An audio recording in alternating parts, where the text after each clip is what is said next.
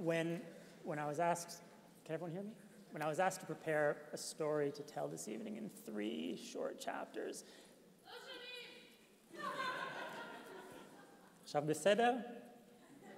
when I was asked to prepare a story for this evening in 3 short chapters, this is the one that emerged from some murky recess of my mind. But because that was so pretty, what we heard now, I feel like I have to repeat the sentence we just heard from Avdallah, which is, Bo hamavdil ben kodesh lechol.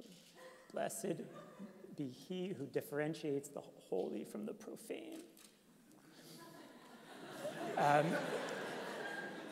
Natalie was going to get undressed, and this was a big deal because Natalie was beautiful. She was slight, and she had short black hair and dark skin. She was kind of a gorgeous Sephardic elf. And she was going to get undressed, and this was a big deal for all of us. There was a sense that something big was going to happen in our bunker, which had these beds in 3 levels, and it had these plastic bottles full of golden liquid left over from the night before when it was too dangerous to make it out to the bathroom. Natalie was going to get undressed. It was 1998, wintertime, early 1998, South Lebanon. We were in an outpost that was called the Pumpkin. We were stuck on this hilltop. We couldn't get in or out. The helicopters couldn't get in because the previous year, 2 choppers coming up to the Pumpkin had crashed into each other and killing everyone on board. And the land convoys couldn't get in because the roads were mined. And we used to be stuck at this base for weeks at a time. And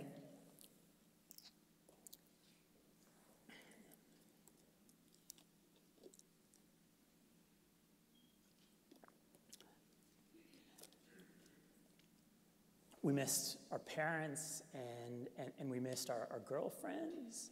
And out of all the guys that in my platoon, none of us even had a girlfriend, which made us miss them more somehow.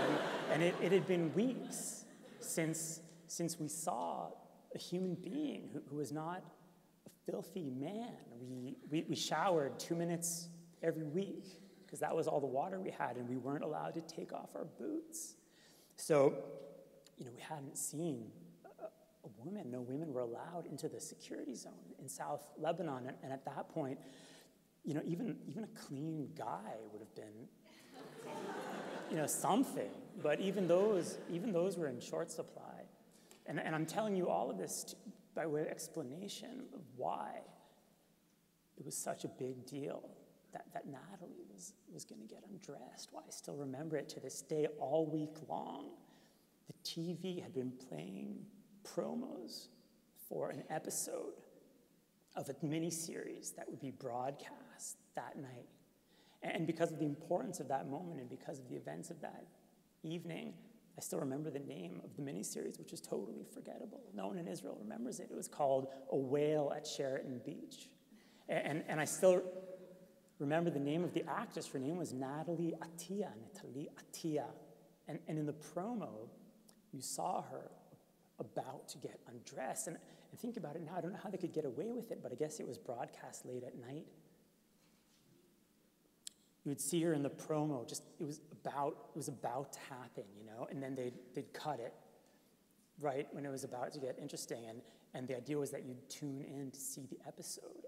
And so forlorn were we, so desperate that this was a big deal. I mean, we were up in Lebanon, and we were doing guard duty for 1 hour, and then we were off for 2 and back on for 1, and all we wanted was that split second of televised nudity. on a flickering television that picked up a really fuzzy signal from Israel, which was miles to the south. The television was balanced on one of the top bunks.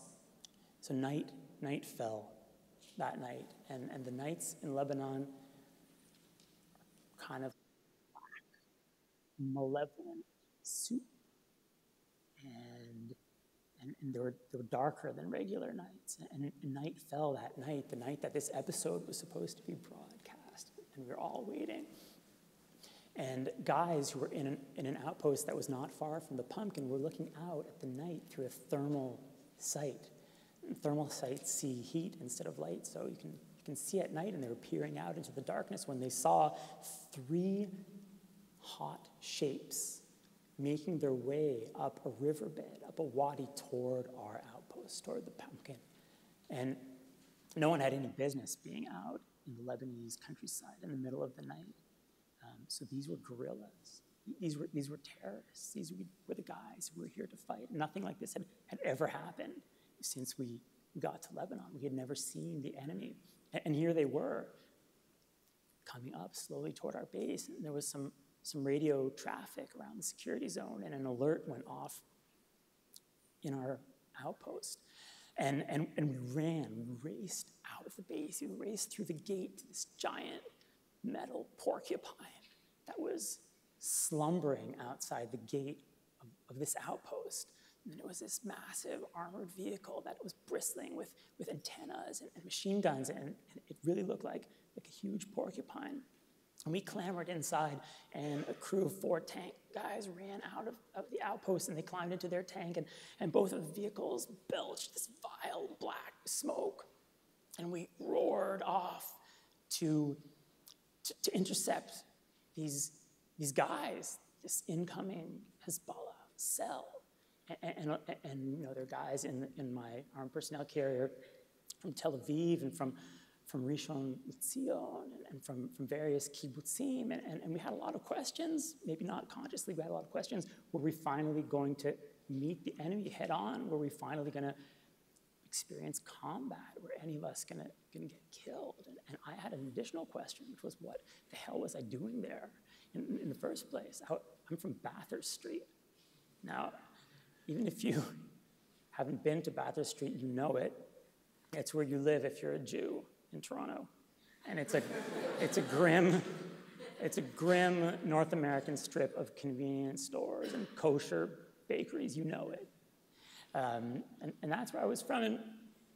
And what was I doing in South Lebanon?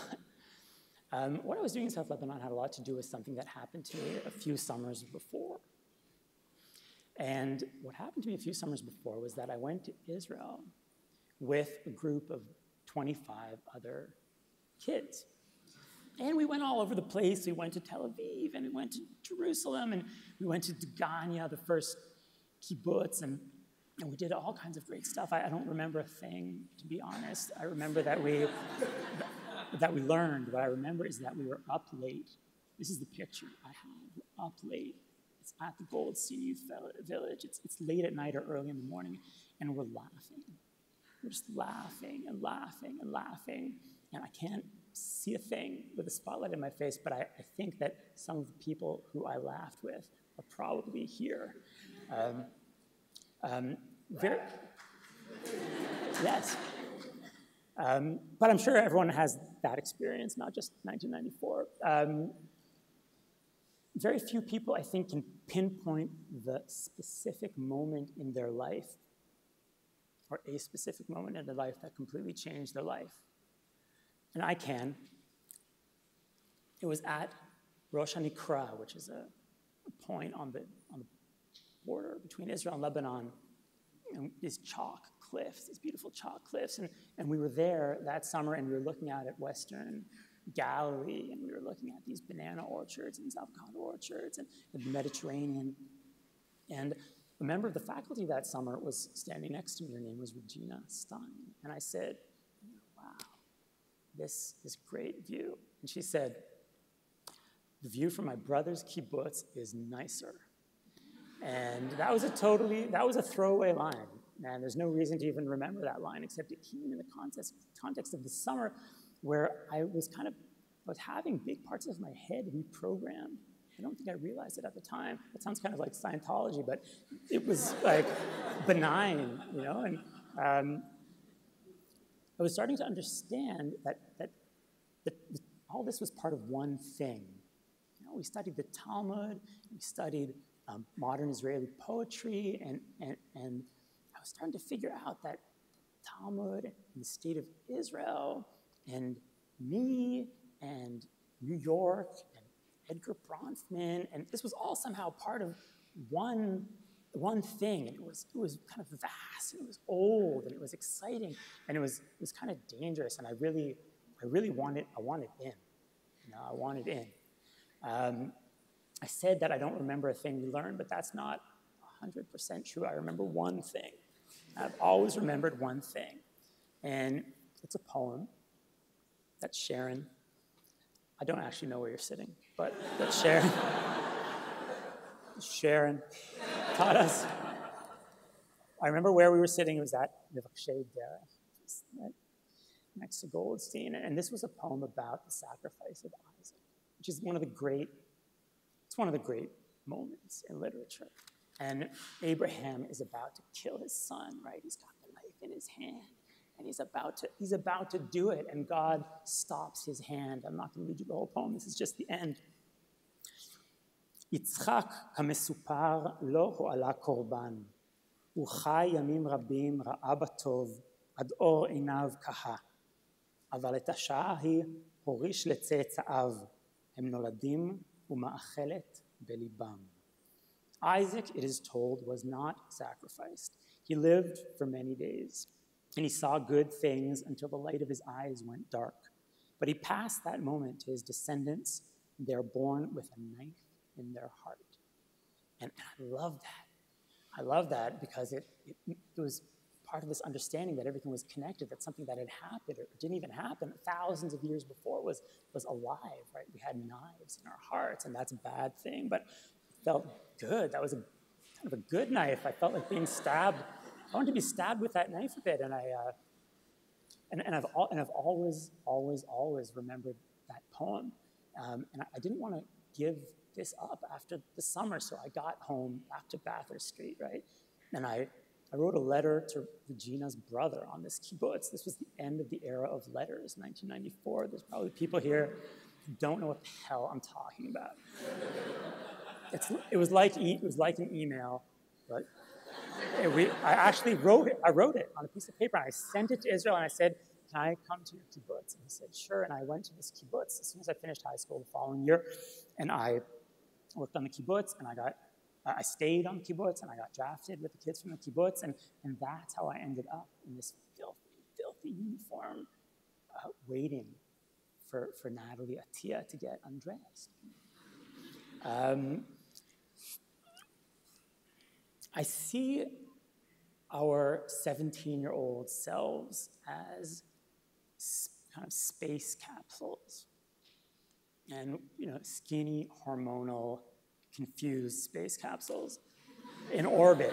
And what the Bronfman program is, it's like a thruster. It's a controlled explosion that alters your course, right? And for some of us, it was a minor course adjustment. For others, like myself, it sent us off into space and into other orbits and toward other planets.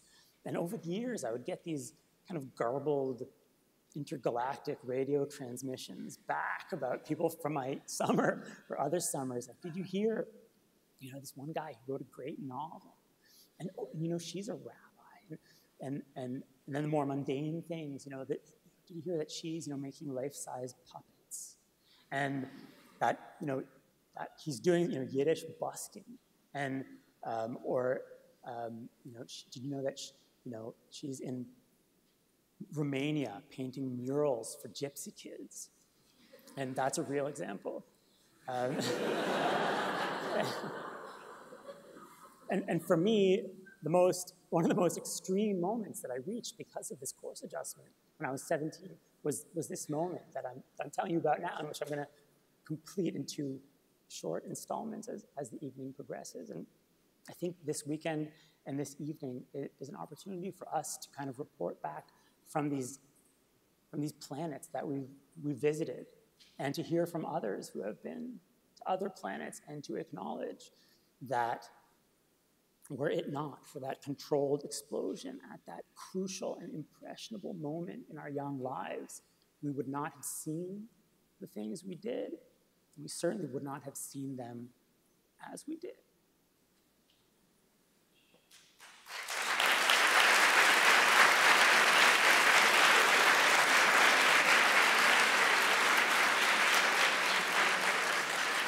So I always feel like I'm bringing everything down from here to here. So we're in South Lebanon, right, remember? And it's the night that Natalie was supposed to get undressed. And we're in this armored vehicle driving down this dirt road out of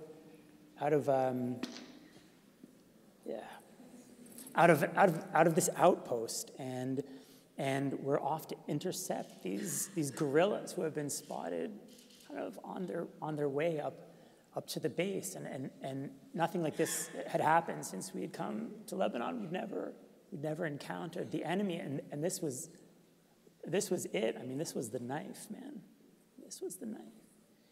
And there were 5 of us inside the vehicle, including the driver, and there were 4 of us with our torsos exposed on the top, manning these 4 machine guns on the top of the vehicle. And I remember that we drove up small hill right next to our base, and on this dirt road hemmed in by vegetation on both sides.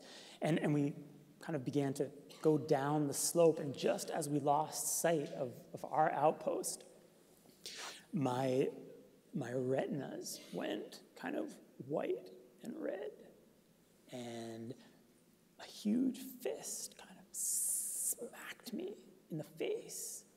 And a split second later, there was this low thump, and I kind of blacked out, and I fell inside the vehicle, and I didn't understand what had happened. And a few seconds later, I heard the platoon commander, Harel, who was inside the vehicle, shouting into the radio, and he was shouting, "Mitan," which is what today we would call an IED. Didn't have that at the time, and that's what had happened. The vehicle was crippled, and I had this wetness on my face, and I was sure it was blood. And I bent down to my friend Yoni, who was inside the vehicle. Yoni was a big Backstreet Boys fan, and this was '98, and a more pertinent fact would be that he was our medic. And I said, "Yoni, man, what, I got blood on my face." And he looked at me and he said, "You don't have anything on your face." And I got back up kind of disappointed and regained the machine gun on the roof. And the vehicle had been crippled, and one of the treads had been blown off, and there had been fragmentation on the side of the vehicle, and the engine in the back was on fire. It was burning. And we had to put out the fire, because if we didn't, we would all blow up with the ammunition in this vehicle. And the closest guy to the fire was me. So I was told to take the fire extinguisher out of the vehicle and then get out on top of the vehicle. Now, we were sure that there were guys in the bushes, right? They were hiding in the bushes. And I got out on top of the vehicle. I was very far from Bathurst Street, and I was wondering how it was going to feel, and I held the fire extinguisher over the engine grating, and we'd been waiting 2,000 years to have a Jewish army, and this fire extinguisher was broken. The hand it didn't have a handle. It didn't even have a handle, and so I kind of scampered back inside. I'm like, the fire extinguisher doesn't have a hand. And I got a kind of big jug of water, and I had to scramble back out and pour it into the engine, and it kind of sizzled like a barbecue, and the fire went out.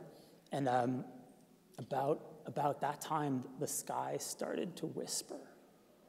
And I know in movies, when shells come down, they whistle, right? In real life, they whisper, and it's much more frightening. The sky kind of starts to whisper, just like this. Shh. And then it gets louder. Shh.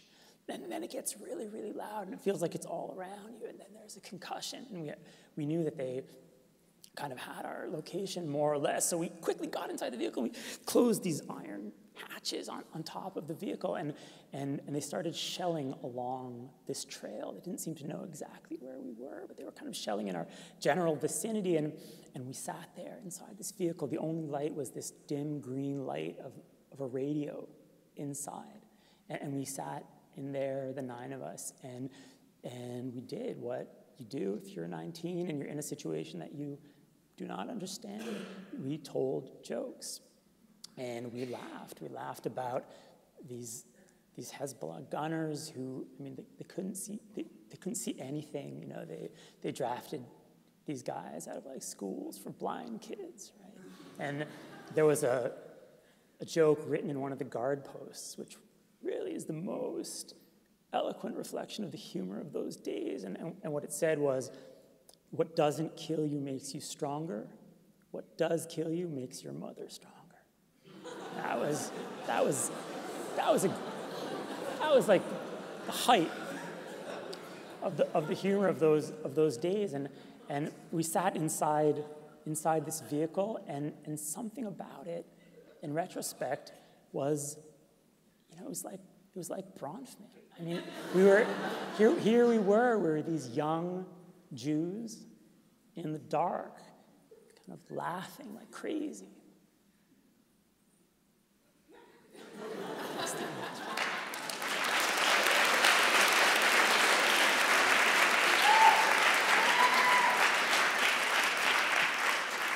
This is the last segment of my account of my flirtation with the extreme edge of Jewish experience in our times.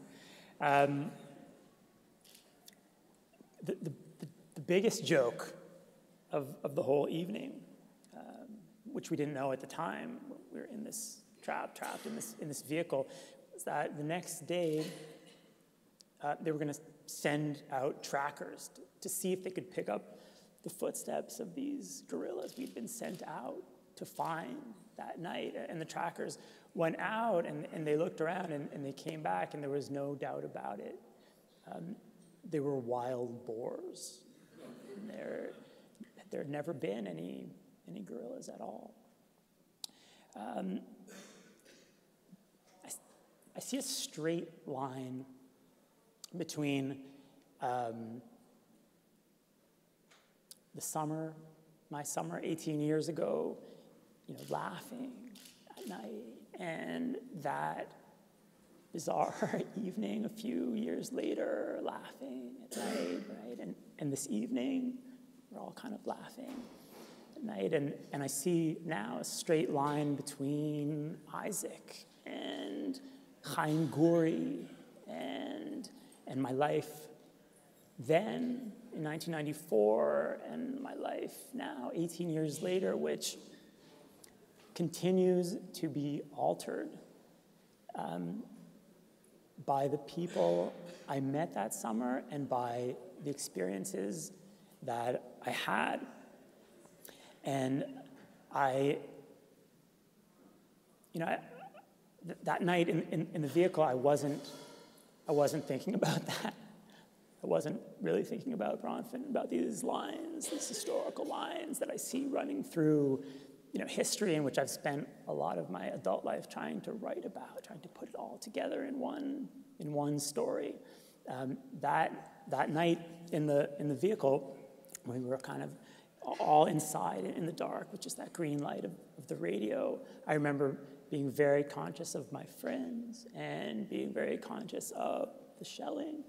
And also, I might have been conscious of the deep injustice of being trapped in this vehicle with 8 other men when about 300 yards away on a flickering television screen on the 3rd bunk, surrounded by soldiers, Natalie Atia got undressed.